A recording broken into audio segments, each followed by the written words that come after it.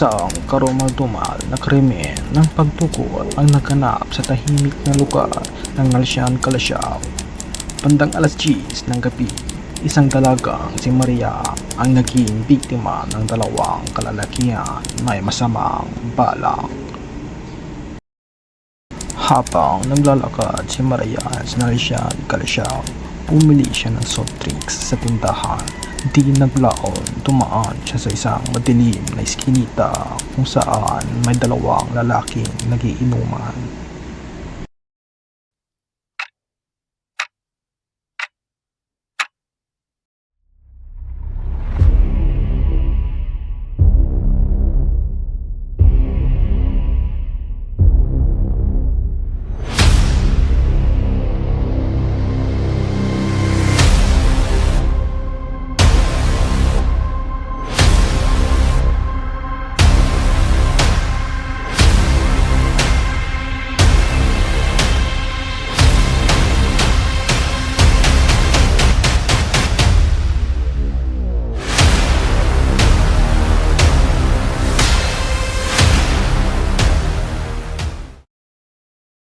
Dahil sa patanggi ni Maria, agad siyang pinalo ng bote at nawalan ng malay.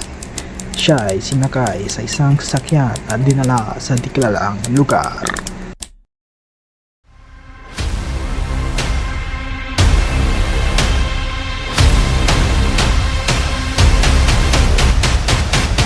Dito, shoot ka muna, miss. Miss, ilang ano. Hindi po. Baka hindi ko naman kayo kilala. Ilang naman oh. Talaga, alis na po ako. Ako muna.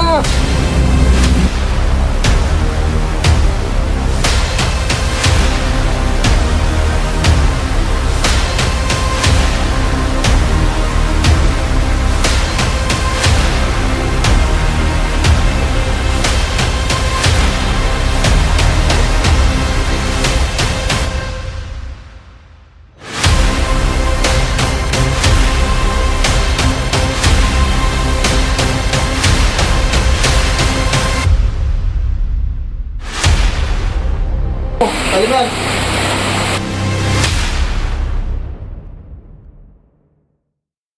Kalipas ang dalawang araw ng kawalan ni Maria, tinawagan ng mga sospek ang pamilya ni Maria at humingi ng 10 milyong piso kapalit ng kanyang kalayaan. Ngunit hindi na ginamit ng mga sospek ang isang secured line na danging dahilan ng pagkatunton sa kanila ng mga pulis.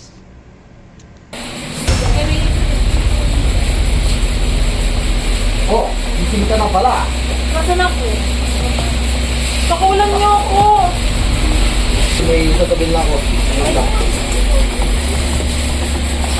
Ito rin na nandito na din lang naman tayo. Pwede na din tayong sabihin ng ransom para sa babae. Para may pera tayo. Pre, ayaw ko. Hindi na pre. Nandito na tayo eh. Try na natin. Tayo ba ng ano, malaking pera? Hindi na pre. Baka may tinatago-tago ka dyan ha? Wala. Aha! Alam mo may isan mo ko? Huwag Ano mo to, lang ah? idamay. Pakulan niyo na lang ako. Pwede bang bigay mo yung ano, phone number ng magulang mo kung gusto mo pang mabuhay? Yung amo.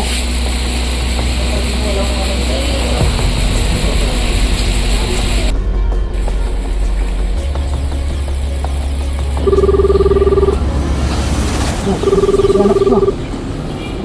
Hello, anak. Hello. Hawak ko ang anak nyo. Sino to? Tulungan niyo ako. Kung gusto mong mabuhay ang anak mo, magbigay ka ng 10 milyon kapalit nito. Sumagot ka. Sino to? Naintindihan mo ba? Papa, tulungan niyo ako. Narinig mo naman yun. Anak, nasaan ka na? Tagal mo nang nawawala. Nasaan ka ngayon? Magbibigay ako ng exact location. Putang ina mo, ibalik mo ang anak ko.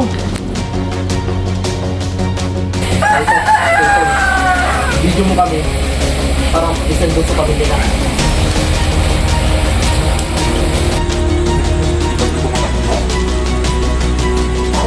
Tulungan niyo ako!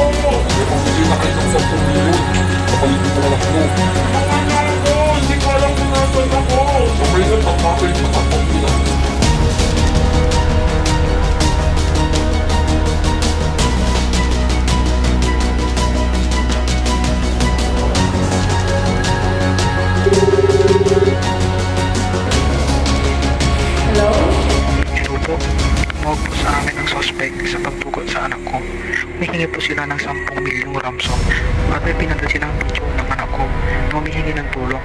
Ano po ang gagawin natin? Maaari ko po ba kunin yung number? 09107 380 307. Okay po. Yun lamang po. Sige po.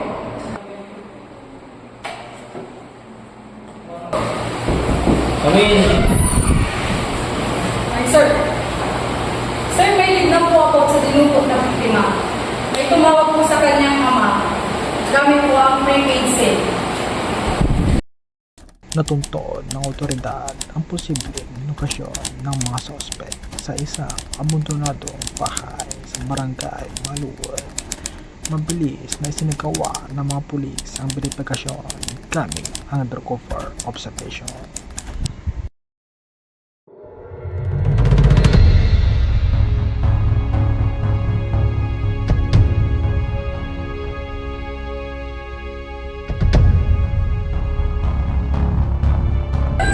Sir, positive sir. May dalawa akong makitang lalaki. Hawak nila yung isang biktima.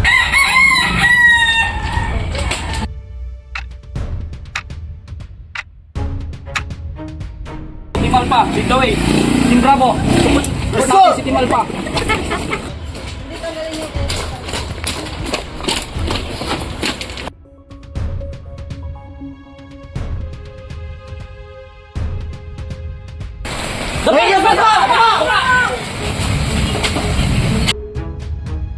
You have the right to remain silent. Any statement which is for against you in any court of law in the Philippines.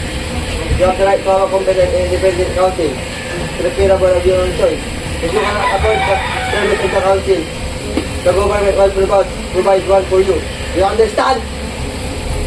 Sa kabila ng pangyari, tagumpay ng naskatuparan ng mga otoridad ang pagsagip kay Maria at pagdakip sa mga kriminal. Isang na namang tagumpay para sa hustisya. Kayo, lalakas ng loob nyo ha.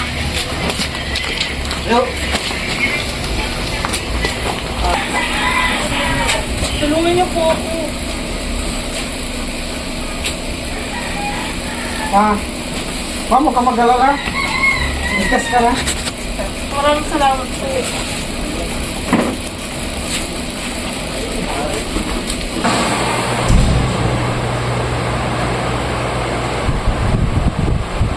So, I am a police investigator, BLM Macarel. So, ikaw ba ang tinistigong witness sa naganap ng pagbugot kay Maria? So, maaari mo bang isalaysay sa akin ang nangyari or naganap or nakita mo doon sa area na yun? So, naging lang po ako sa tapat na pinagbilan ng mga babae. Ngayon nyo po ako. Nakita ko po siya na bumigay na makakain niya. Nakita ko po siya pumasok sa eskinita. Nagigala ko na lang po doon ng inuman. Pagtapos po nun, nakita ko na lang po pagkalian ko po bibig na po nila yung babae. Ang nakita ko po description ng dalawang magbuhat ng isang pares. Makantali yung isa is negative. Bukod sa isinalaysay mo ngayon, may iba ka ba bang napansin or nakita? Wala na. Wala na. So, yun lamang at salamat sa iyong pagkikipag-coopera sa araw.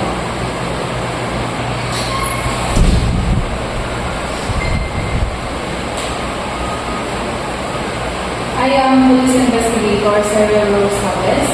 Maaari ko bang malaman ang buong pangyayari sa nung ikaw ay bumubuhat? May pinang po ako ng street tapos naglakad po ako sa may street. May mga lalaki po na nag-aayaw ng uminom. Kaso pinanggitan ko. Tapos may pinagkakit po sa ulo.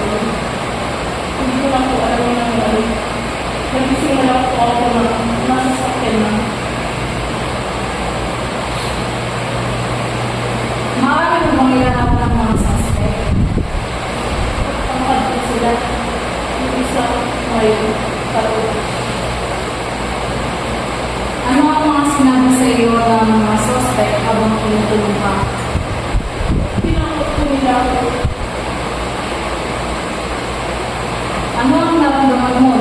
makulong ka.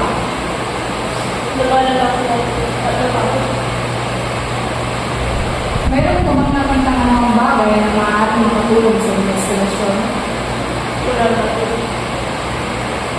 Meron ka bang nakita na ng mga marka o ito sa kanilang katawan? Anong uri ng sasakyan ang ginamit nila? Meron ka bang natatanda ng ibang detalye kung saan ka pinunod?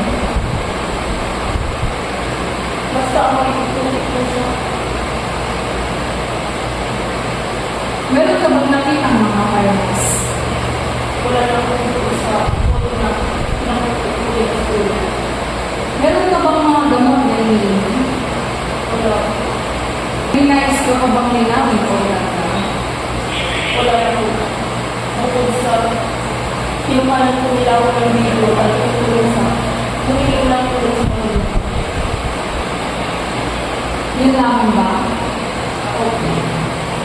Salamat sa pag-cooperation.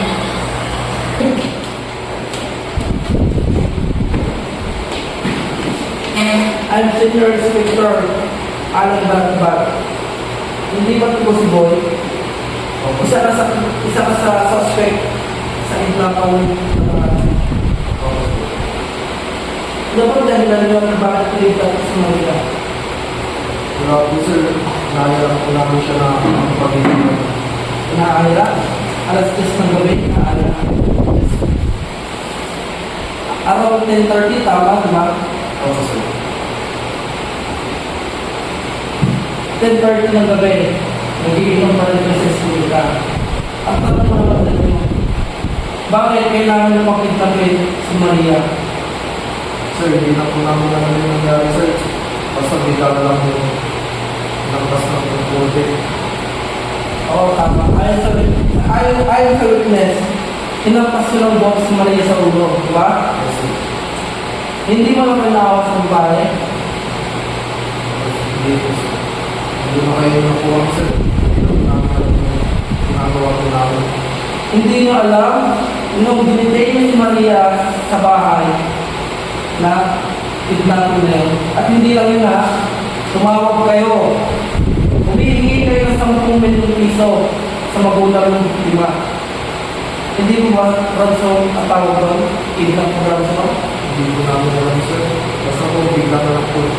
Natakot na lang po kami na lang sa nangyari po sir. Hindi wala man lang kayong idea na kidnap mo ransom yun. Hindi po sir.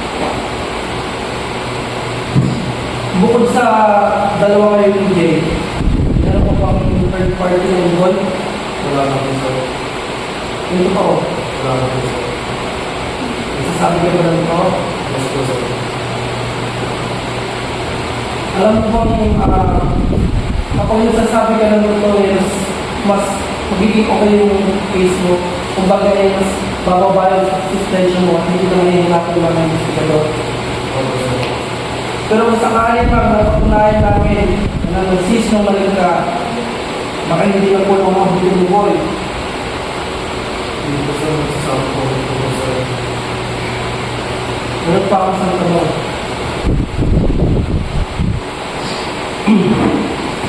Anong eksakto lugar, kailan, at kung ano ba talagang totoong dahilan nyo, bakit nyo pinitap si Maria? Dahil ba sa pera? O dahil babae si Maria? Ano pong dahilan nyo? Sir, kapag tawagan po namin, kasama ko sir. Pagkakawaan?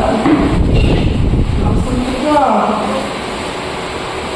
Eric Blue, pag nasing, mangigna. Tama ba yun, boy? Hindi po sir.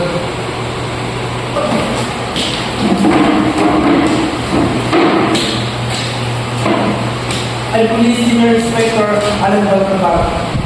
Hindi ba ito si Jay? Yes sir. Isa ka sa dalawang suspect na tumukot kay Maria. Tama? Yes sir. Maaari mo bang isa-isang o ikwento ang nangyari kung paano siya tumukot? Nag-iinom ko kami ng biglang may duman na babae. Tapos pinapashot ni Boy. Tapos ayaw ng babae ng feeling mo. babae na lampas ng buhay sa ulo. Ibig sabihin, yung biktima napadaan lang sa lugar na yun. Tama? Kailangan mo ba yung biktima? Maaari pa lang mag-ulit ka pa about dun sa nangyari. Tapos, pagkatapos na mawalan ng malay ng babae, nakasasakyan, ginagalaan sa pagbulang bahay. Sa barangay na yun.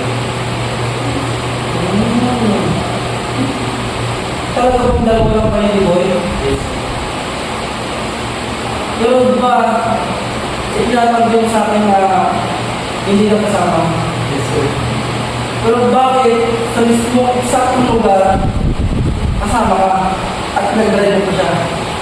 Pinipilit ko ako ng buhay na yun. Tumama sa kanya. Ibig sabihin, parang pinagdala ka lang, no? Yes, sir. Eh, tanong ko naman sa inyo dalawa. Anong motibo nyo kung bakit ginawa nyo yung kasi? Wala, sir. Anong wala? Wala ba na? Mga kayo? Yes, sir. Eh, bakit natusok nyo lang yun? Bakit humihingi kayo ng ransom? Wala na po ako malamig. Alam ba hindi ka ba kung ano humihingi ng ransom? Wala ko, sir. Oo?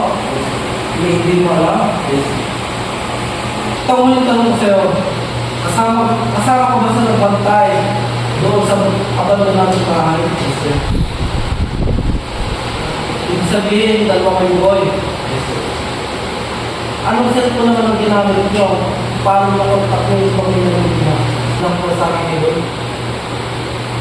Hindi ba may video kayo na pinasa doon? No. Yes, sir. Ito ba yung video na? Yes, sir. Iniinit na ako ni Boy.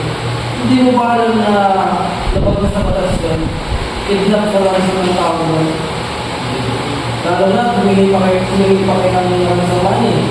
Gawin mo, nagkakalaga sa milyon. Tapos sasabihin niyo, trip ko lang yun, nalasin lang kayo. Ito to, ano talaga ito ang mission niyo? Wala, sir.